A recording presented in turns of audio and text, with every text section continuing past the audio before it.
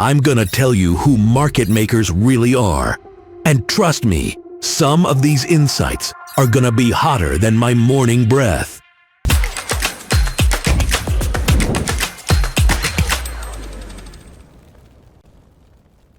Imagine you're in a market and see this one vendor who's ready to sell or buy dragon's teeth and fairy gold at any time. In the crypto world, that vendor would be called a market maker. Market makers constantly place buy and sell orders, making sure there's always someone on the other side of the transaction. So why are they so crucial? Well, they not only make sure there's always someone to trade with, but they also ensure there's enough liquidity. This way, you can buy or sell your crypto quickly, keeping its price stable and less chaotic. Another role of market makers is helping new cryptocurrencies find their footing, making sure traders can buy and sell without losing their scales. But hey, there are some real risks in this game. Imagine holding a bunch of coins, only to find out they're worth less than a goblin's toenail. That could happen when they face inventory risk. That's when market makers end up with assets that suddenly lose value, or when they face a flash crash. No, it's not when I accidentally sneeze. That would be epic though. It's when prices suddenly drop extremely fast. There's also this thing called adverse selection. It's when market makers end up trading with someone who's got more insider info than them. Not exactly a win-win situation. Yeah, life can be rough. I guess that's why these market makers might get a little mischievous.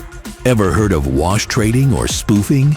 It's when they start buying and selling to themselves to make it look like there's a ton of activity. Or when they place big fake orders to mess with the market.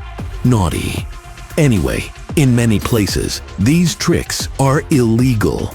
But don't worry, market makers are hella clever. They're using all kinds of fancy gadgets to keep the market alive 24/7.